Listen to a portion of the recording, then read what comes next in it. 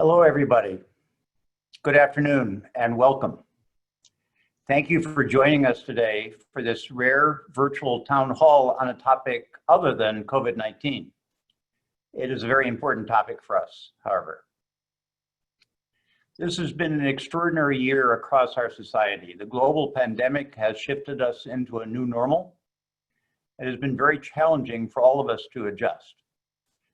As you've heard me say many times, it has been very impressive how all of you have been finding creative ways to advance our important scientific mission while taking care of those you're responsible for.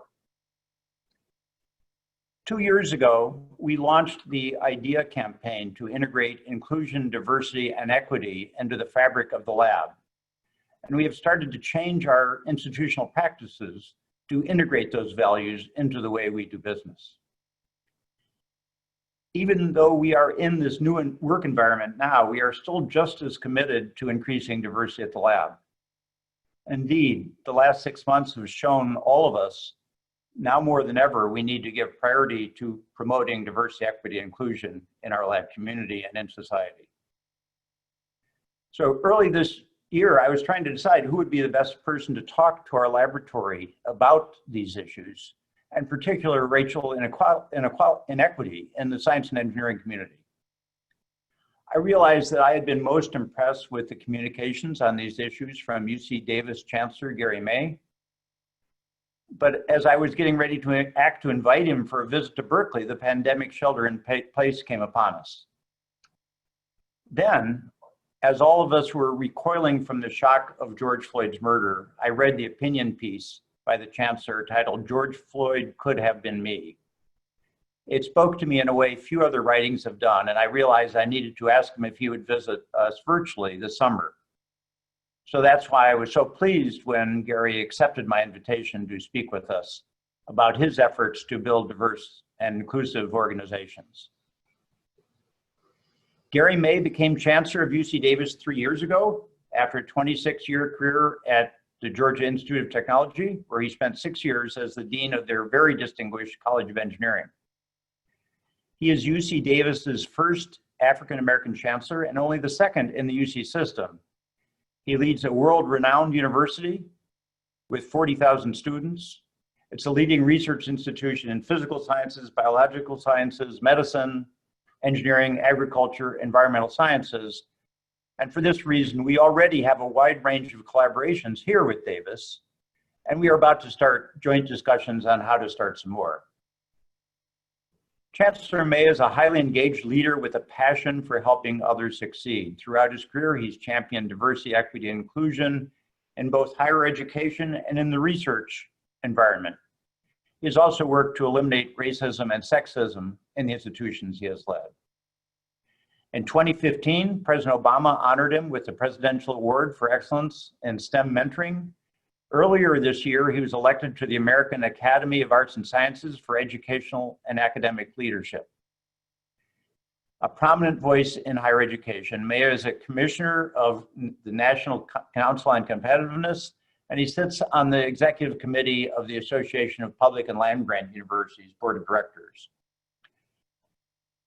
Chancellor May earned his master's and PhD degrees here at Berkeley in electrical engineering and computer science. He's won numerous awards for his research in computer-aided manufacturing of integrated circuits. Probably most notably, he was inducted to the National Academy of Engineering in 2018. Please, will you help me welcome Chancellor Gary May? Thank you, Mike. Good afternoon, everyone. I'd like to thank Mike Witherell and Berkeley Lab for inviting me. It's great to connect with the lab community and learn more about the incredible work that you're doing. I always appreciate the opportunity to connect with organizations that I believe share the same values as ours, as UC Davis does. I'm talking about collaboration and a mission to tackle some of the world's great challenges. Now, at UC Davis, we take pride in distinguishing ourselves by focusing on the nexus between disciplines. And one of the greatest strengths that we have is our ability to combine the talents of researchers from different fields and explore the links between them. And at Berkeley Lab, you just call this team science. Our institutions actually have a long history of partnership, as was alluded to, going back more than 25 years when Berkeley Lab was just beginning its role in advanced photon science at the Advanced Light Source. One of our faculties have collaborated on climate research, on energy, predictive agriculture, and much more. They include people like Pam Ronald, who was elected to the National Academy of Sciences for her revolutionary work in plant pathology. She has had significant impact forging discovery across both of our organizations. She's a faculty scientist in Berkeley Lab's Environmental Genomics and Systems Biology Division and the UC Davis Distinguished Professor. Professor Ronald is also a scientific lead of plant pathology at JBEI, where she was part of a team that successfully used CRISPR to genetically engineer rice with high levels of beta-carotene. It's my hope that we can continue to strengthen such connections and build on this spirit of collaboration in the future. Now, I was invited here to share some of my diversity story. I've spent much of my career working to increase diversity on college campuses and in the workforce, particularly in the STEM fields. Events of recent months have only reaffirmed the need to build an inclusive society, one that recognizes and respects people of all backgrounds and all experiences. I'm talking about the disproportionate negative impact of the pandemic on people of color, for example, and also the nationwide social unrest following the killing of George Floyd in Minneapolis in May. George Floyd joins a long list of unarmed people of color whose names you will recognize: Breonna Taylor, Trayvon Martin, Tamir Rice, Oscar Grant, Michael Brown, and others. Michael Brown, I should say, was fatally shot in Ferguson, Missouri. That was about 2 miles from where I grew up in St. Louis. Each time these things have happened, I thought it could have been me. At a traffic stop, no one knows I'm a chancellor of a university as great as UC Davis. No one knows I have a PhD. I'm just a black man in a car. As an African-American man, there are so many microaggressions that you have to experience throughout your life and career. Sometimes you become numb to them, but then something like the killing of George Floyd happens and it brings everything back to the forefront. You think about the times when you were treated in a questionable or different way, and you wonder, was that because I'm black or was it something else? Is it just normal behavior around here? You just never know what the truth is. I'll quote James Baldwin, who said in 1961, "To be a Negro in this country and to be relatively conscious is to be in a state of rage almost all of the time." And I've often felt that way viscerally. Baldwin also argued that a complex thing can't be made simple. Fundamentally, I think that's the challenge of the diversity, equity, and inclusion work today. In 2020, it's a tall order to tackle a problem that's persisted for so many years. We need a wide range of initiatives to address inequities that exist for women and people of color in the STEM fields, and it will take a long-term commitment. Still, I think we have a unique opportunity in this moment to create change. All across the country, we've heard calls for social justice. In these polarizing times, embracing diversity is central for our humanity and our evolution as a society. Each of us must do what we can to eliminate racism, sexism, and other negative influences on our progress. And to be clear, when I refer to diversity, I'm talking about the full range of nationalities, the full spectrum of socioeconomic and cultural backgrounds, as well as a wide variety of political views and gender identities, and a rich diversity of talents and skill sets as well. So I want to acknowledge Mike Witherell again and your leadership team for wanting honest conversations about diversity and inequity. It's important that we talk about these issues, even when it can sometimes be uncomfortable. Now I'll share a bit of my own journey, so let me just start at the beginning. I'm not sure we have to go quite that far back, but I wanted to make a few points about my formative years and what motivated me to become an engineer and to work throughout my career to increase diversity in STEM, both on college campuses and in the industrial workforce. As I mentioned, I grew up in St. Louis, and that's where I was born. When I look back on my early childhood, it was Lego, it was erector sets that were building blocks, literally and figuratively, for my future as an engineer. Once I discovered Star Trek, though, my imagination also grew at warp speed, so to speak. Through the family TV, I witnessed a galaxy of phasers and teleportation. The first time I saw a flip phone was on Star Trek, and iPads and tablets also looked quite a bit like the pad devices that the Starfleet crew used then as well. When I wasn't watching Star Trek, I devoured comic books. I learned about superheroes and their powers. You may be surprised to learn I have a collection of books that has about 14,000 titles currently. There are a lot of things in comics and movies that might spark the interest of a budding engineer as well. In fact, the UC Davis Department of Chemical Engineering and Material Science offers a course that delves into the science of superheroes. Students get to analyze the scientific credibility of superhero physics, so to speak, and I often guest lecture in the course. You know, you think about Iron Man's suit, complete with AI, thrusters, and weapons, or the Black Panther's vibranium, a metal that can store and transfer energy. On a side note, I should mention that Marvel movie screenwriters Christopher Marcus and Stephen McFeely happen to be UC Davis alums. They wrote the Avengers Infinity War and Endgame movies, among others. So superheroes inspire me. As a researcher, you have to be creative. You have to imagine things that stretch the bounds of possibility. And you want to use your powers for good as well. So growing up, I was fortunate that my parents encouraged this kind of creativity. It also helped I had a strong aptitude for math and science, and education was a core value for the May family, and it still is.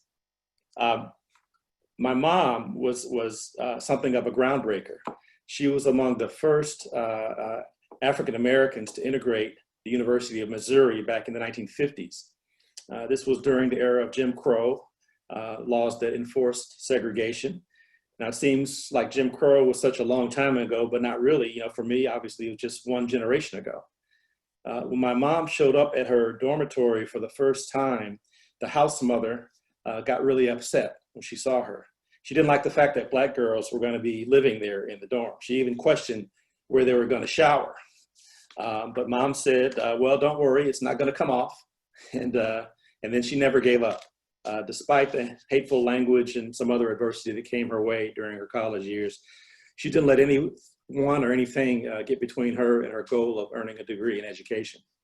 So I learned to follow her example when I started as an undergraduate at Georgia Tech. On my own first move-in day, my very own move-in day, I found, quote, N-word lover written on my roommate's name card on the door. So Mom and Dad were quite upset and nervous when they saw this. But I said, you know, it could be worse. I could be living with the person who wrote this rather than the lover, so to speak. So I persevered as well and pressed on. Speaking of Mom, she remains one of my greatest sources of inspiration. I think what she endured in her pursuit of education, you know, really tempered her and provided lessons for me that I carry even now, lessons in perseverance. I had another awakening while I was earning my degree in electrical engineering. I'd look around the laboratories and the classrooms and realize I was often the only Black person in the room, or one of few, and that includes the faculty, of course. So that became my motivation to make a difference, and I look for people to inspire me and mentor me in that pursuit. So as an undergraduate, I saw a world of possibilities open up for me that were embodied in the man pictured here. His name is Austin Esavoy, Dr. Austin Esavoy. He was the first Black engineering professor at Georgia Tech. He was also the world's first Black PhD in industrial and systems engineering and operations research. And he had it all. You know, he had sharp clothes, fancy cars, giant intellect, suave accent. We all wanted to be like Dr. E, as we called him. And he took me under his wing, and my world opened up. And for the first time, I got a chance to interact with and experience a Black man who found success in a field like engineering, not entertainment or not athletics. So that was a big deal for me. And I think everyone really needs some help along the way to be able to see themselves in these sort of roles, right? So I'm a huge proponent of mentoring. One of my favorite quotes comes from former Surgeon General Joycelyn Elders, who said, "You can't be what you can't see," right? So mentoring is so very important. Along with finding mentors, I wanted to build community with my peers. So I found an incredible source for doing that in the National Society of Black Engineers. This organization was founded in the mid-1970s, and I joined as an undergraduate at Georgia Tech.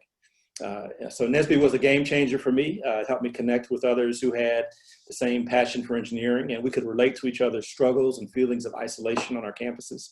So we wanted to help each other and help others like us along on our journeys. By the way, the same is true on college campuses and in the workforce. If we want to increase diversity, it's important to build community. Underrepresented groups are looking for a sense of belonging.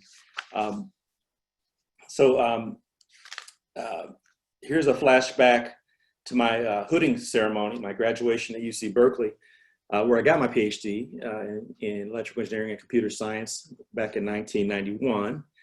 And when I did so, that year I was one of only about 30 African Americans who earned a PhD in engineering that year. I mean, 30 in the entire United States. You could fit us all in a classroom. All of these experiences helped motivate me to increase diversity. And we had a great success with some of the programs that I helped to create. At Berkeley, I helped form an organization called the Black Graduate Engineering and Science Students.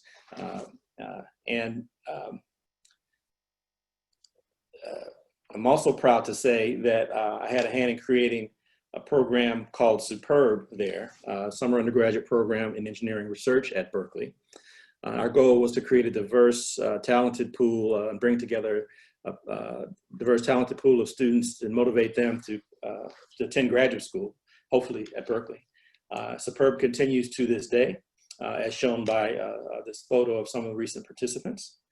And so this kind of led directly to another milestone. When I joined the faculty at Georgia Tech in 1991, I wanted to recreate some of the success that we had with Superb. So I created a SURE program, the Summer Undergraduate Research in Engineering and Science program.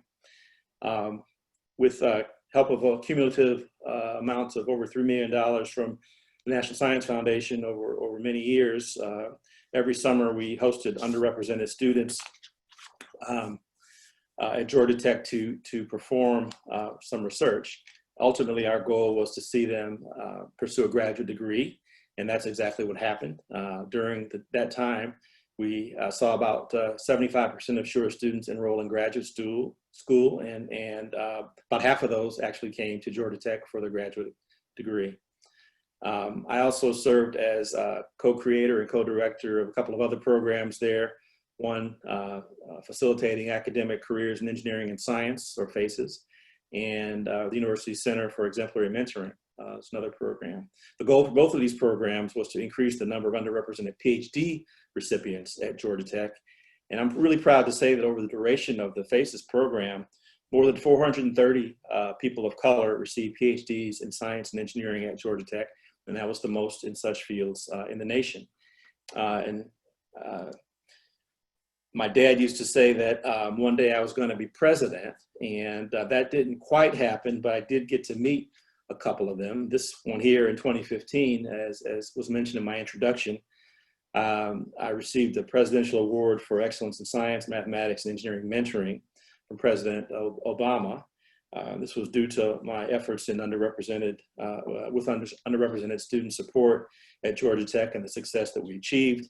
And receiving this award was really a career highlight. And I got a chance to give President Obama some advice about tan suits. Let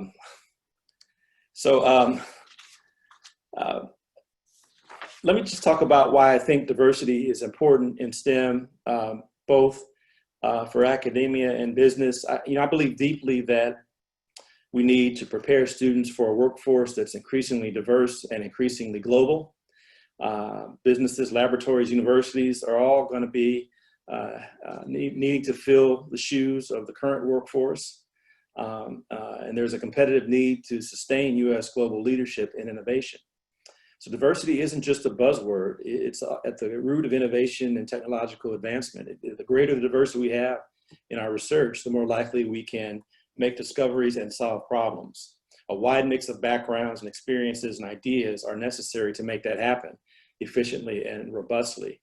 You know, there are many examples of that back that up. The first airbags, for example, in the auto industry almost killed women passengers. Why? Because they were created and tested on crash test dummies that had male anatomies, which were taller, and when the airbag deployed on women or children, it would hit the passenger in the neck, or I mean the head, and snap their necks back. You know, even more recently, we also find that some programs in artificial intelligence that are used for facial recognition have racial and gender biases. An African-American researcher tested various facial recognition systems while wearing a white mask to hide her features, and found that systems work better on men's faces compared to women. She also found they work better on lighter skinned faces.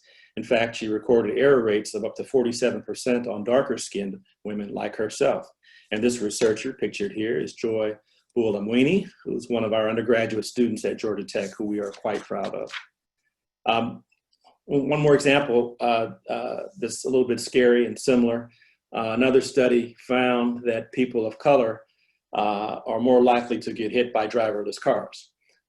Like the facial recognition problem, driverless cars better detect pedestrians with lighter skin than those of us with darker pigment skin. So the point of all that is just to say that diversity actually leads to better outcomes. If you have diverse design teams, I continue to wind up with better outcomes, and you don't have some of the glitches and problems that I described in some of those products. So it's not more engineers that lead to more innovation, it's more diverse engineers that leads to more and better innovation and better outcomes. So I encourage you all to think broadly about diversity, equity, and inclusion. Think of how society benefits when many diverse perspectives are working together to find solutions to our problems. And most importantly, think about leading by example. That might mean listening to diverse perspectives or working to recruit diverse workforces, teams. It might also mean using your own experience to mentor a rising talent. Together, I think we can empower the next and more diverse generation of STEM professionals. And I appreciate the time to speak with you today. Thanks for having me. I'm happy to take some questions. Great, thank you. Thanks for that wonderful introduction to your life, Gary. And I'm going to pass it over to Diane Wentworth. So they've been collecting some questions for you. We have, Director, thank you. So Chancellor, I'm Diane Wentworth from Strategic Communications, and I want to introduce you to Lady Idos, who is our Chief Diversity Officer. And Lady's going to help us with the first question that's come in from chat.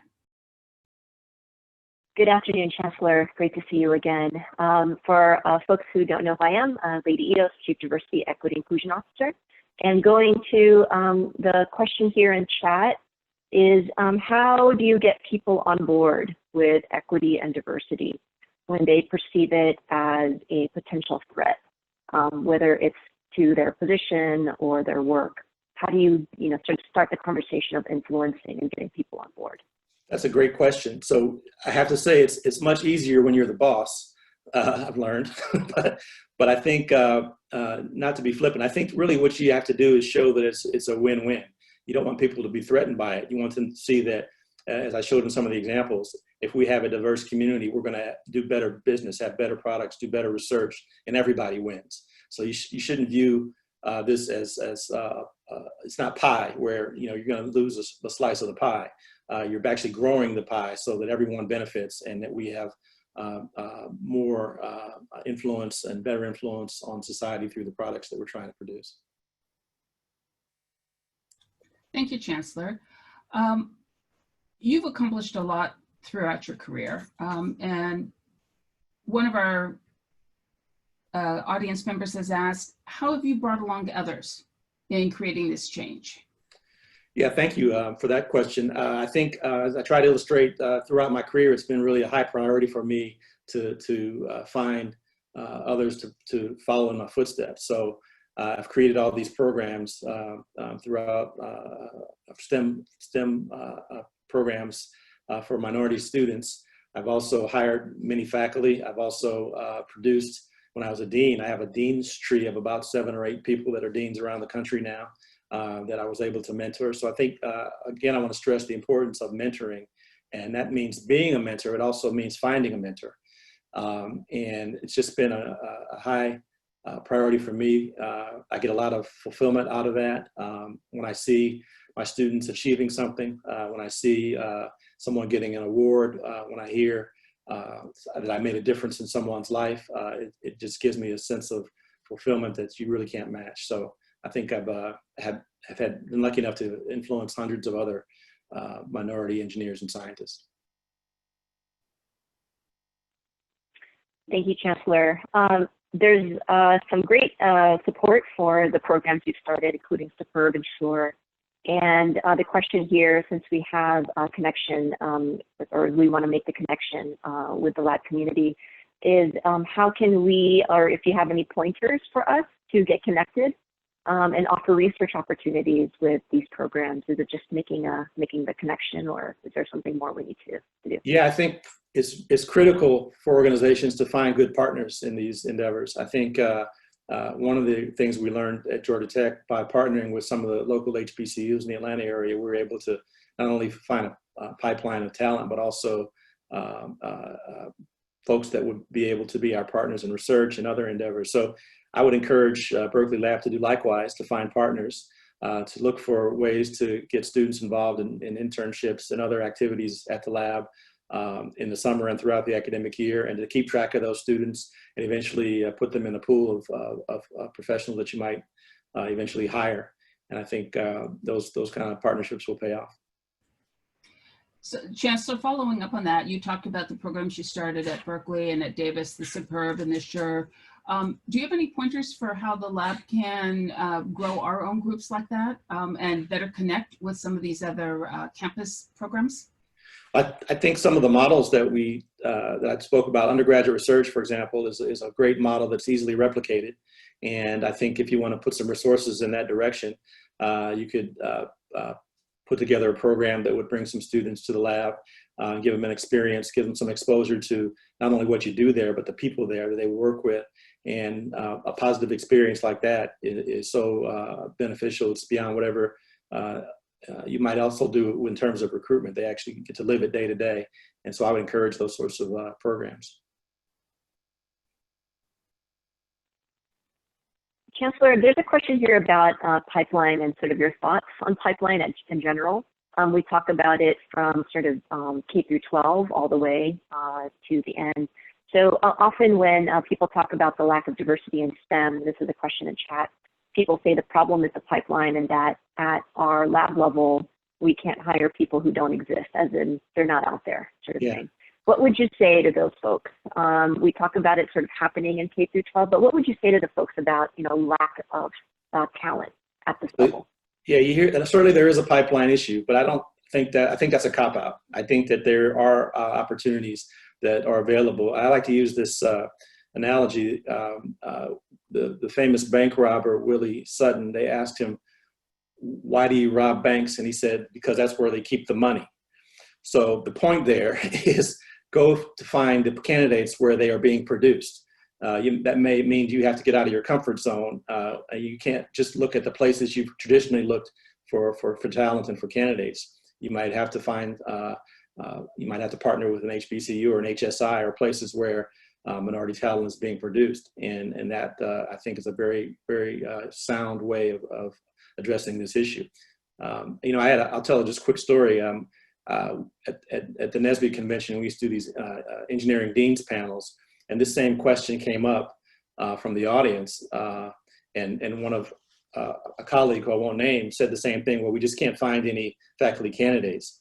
And in the room, there were, the room's full of graduate students and others, and I just said, okay, well, everybody who's a PhD student in the room, stand up. Okay, so a bunch of people stood up, and I said, well, everybody who's looking for a faculty job, raise your hand. And a bunch of people that were standing raised their hand. So I didn't really mean to embarrass my colleague like that, but I just wanted to illustrate that, you're not always looking in the right places.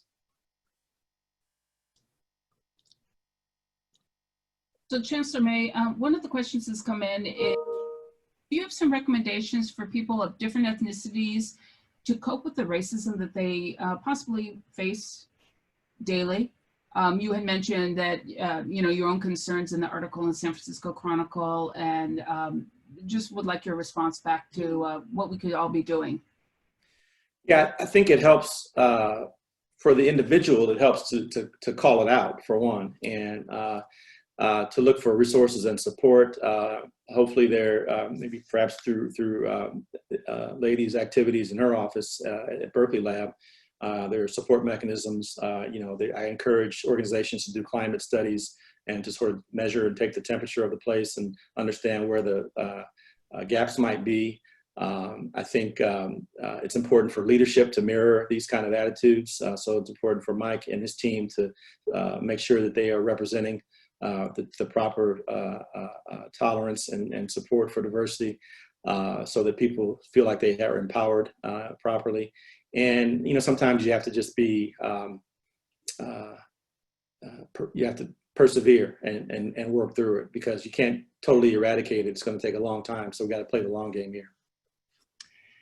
So, Chancellor, I'm going to step in because I have a 30-year history with the University of California, and when Proposition 209 was passed, it had a very profound impact on the way we did business. Mm-hmm. This has come up again recently, and I'm sure you've been involved in those discussions. I think people would like to hear from you, your views on that. Well, sure. I try not to get too political, but I think we have an opportunity here to get rid of Prop 209 with the upcoming ballot measure in November. I hope that it's successful. I think 209 was a tremendous negative for the state. It made it much harder for us to take advantage of the tremendous talent the state produces in the people of color communities. And I'm very anxious to get back to a state where we can offer targeted affirmative action programs and awards and activities. Chancellor, speaking of that, there's a question around admissions, and meritocracy is often seen as the most equal solution regarding admissions to grad programs and advancement, but understanding also equity. How do you balance sort of, meritocracy and equity in terms of admission? So, and advancement, sorry. Ideally, meritocracy sounds good, but it's often quite mythological.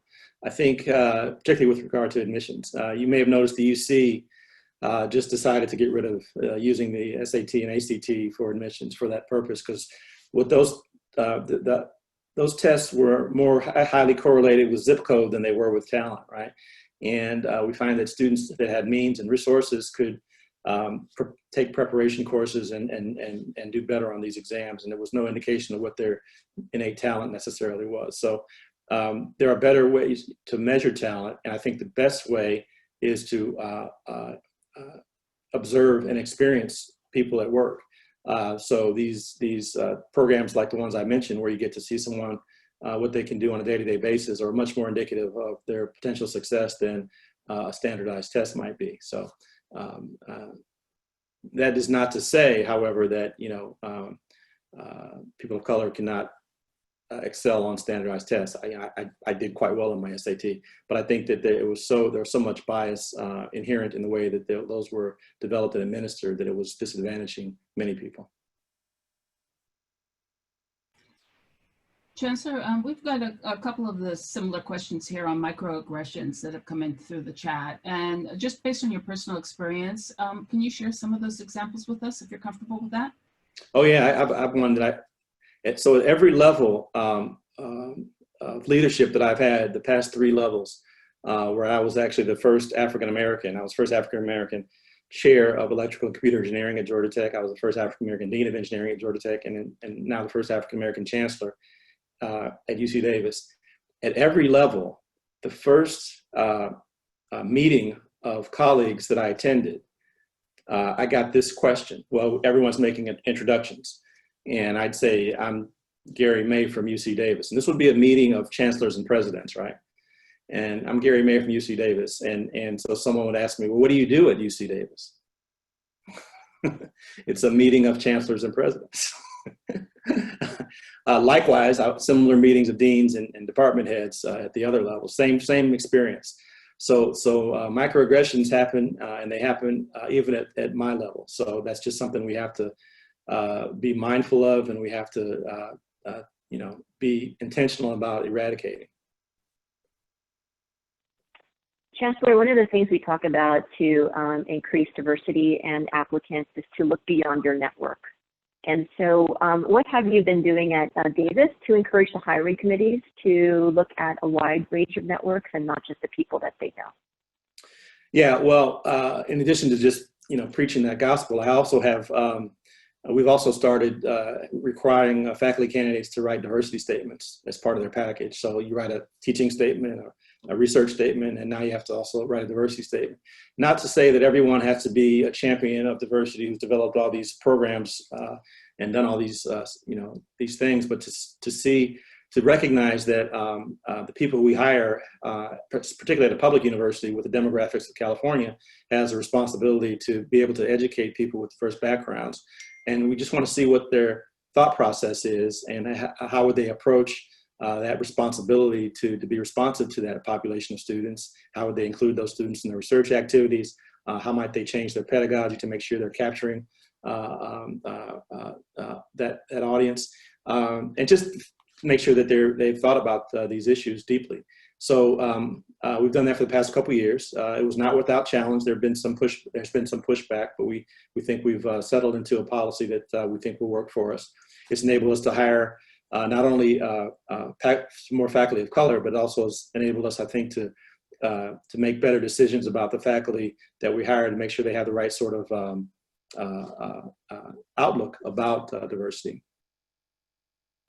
Thank you, Chancellor.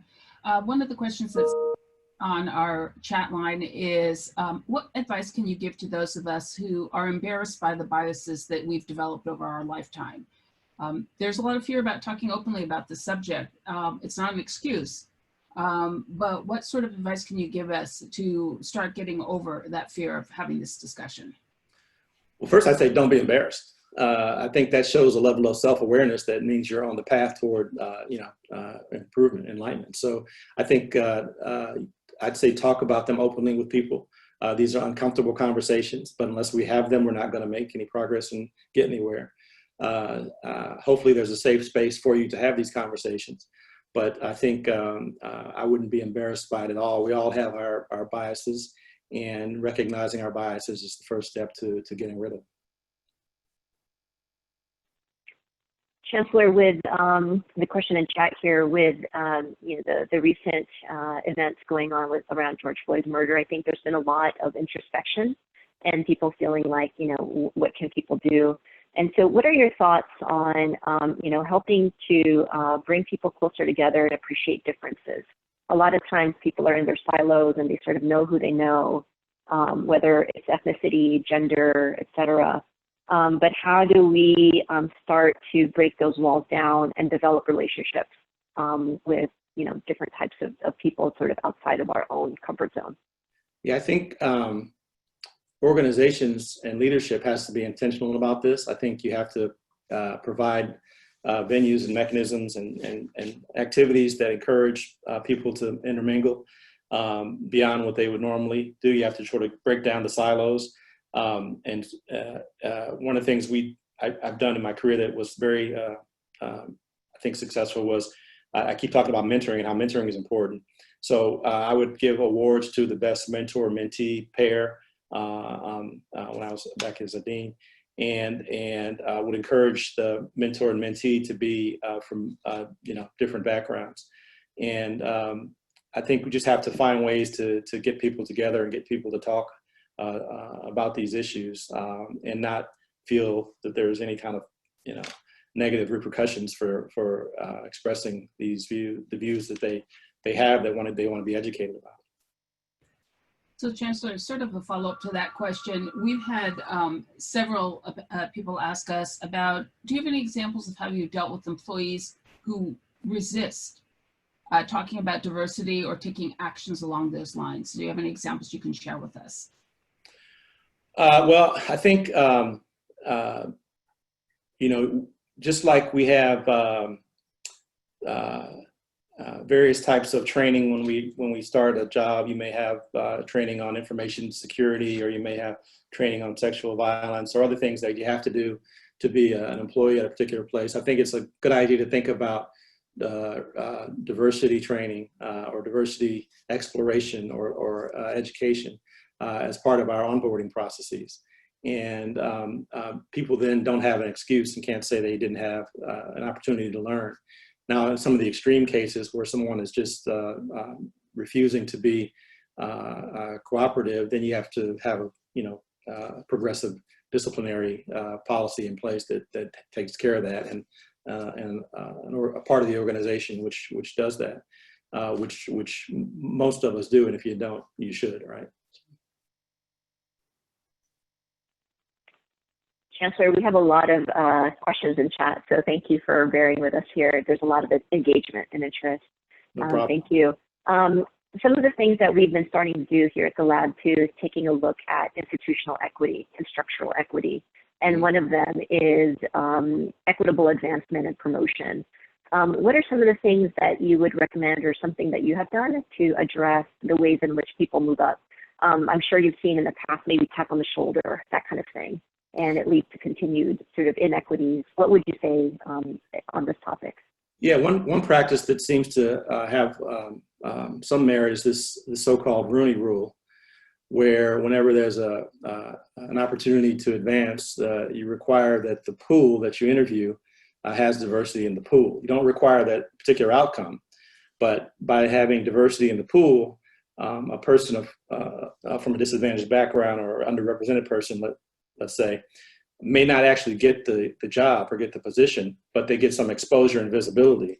And so they may get the next promotion or the next opportunity, because someone may see something in that interview that they would not have normally had a chance to see. So I think that's a pretty good rule of thumb to use throughout the organization, this Rooney Rule. Thank you, Chancellor. One of our attendees has asked, what are the 1 or 2 key goals that you're looking at for diversity, equity, and inclusion in the next 3 to 5 years at Davis? Oh, yeah. So I don't know about 3 to 5 years, it may take longer, but my simple answer to that is parity. I always tell people when they ask, what's the goal of all this? Well, it's just parity. So, you should expect to see the same diversity in your organization that you see in the population. In our case, the population of California is the relevant one. So we want to make UC Davis look like California, the state citizenship that we serve. And that means our student enrollment, that means our faculty, that means our staff. So that's the goal. Chancellor, thank you for sharing a bit about your background and talking about, being the only. And so, I guess the question around microaggressions and such, what has inspired you to keep your career going, given even the microaggressions you face at your level? And so what's sort of been your inspiration and your driving force to keep going amid difficulties? Yeah, I talked about some of the foundation I had growing up with my mother and my family. Certainly that was the beginning of my motivation. But, it continues with family. I've got a great support system.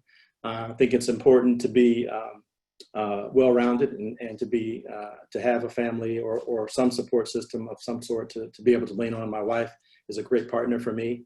My kids keep me grounded and make sure I know that I'm not as smart as I think I am, and all those sorts of things. And I think wanting to be successful for them is a big motivator. So, Chancellor, I was impressed with the information you shared about your mom. A kind of a 2-part question: how's she doing? And what advice does she still give you? So Mom is good. She's 82. She's, her health is pretty good. Her mind is sharp for sure. And we talk every week at least. And she's still a motivator for me. She just recently, she's one of the few people left in the country that still handwrites letters. So she wrote me a letter not too long ago and gives me a little inspiration. She still tells me, it's cold outside, put a hat on, that kind of thing. She's still a mom. That stuff never ends. But And she's just a inspiration for me and all of us who know and love her. So we're just fortunate to have her around. Chancellor, you spoke a little bit about welcoming and belonging. So it's one thing to bring people in, and it's another to have a culture of belonging and making people feel engaged. What suggestions do you have for us in terms of culture change and working towards belonging and not just bringing people in? Yeah. So what's the saying? I'll probably get it wrong, but diversity is asking someone to the dance, and inclusion is actually dancing with them while they're there, right? So we have to make sure that our programs go beyond recruitment and that people feel like they have a home, welcome environment and climate. Some things you can do is to not bring in one or two candidates. You might think about cluster hiring as an approach to making people feel like they have a welcome environment, but also being, again, very intentional about things like mentoring, things like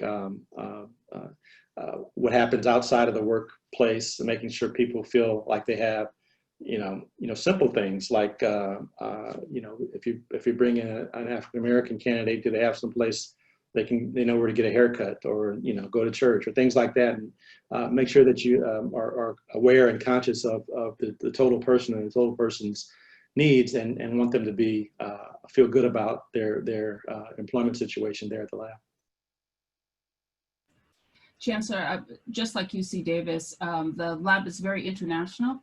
We have employees and students from all over the world studying here.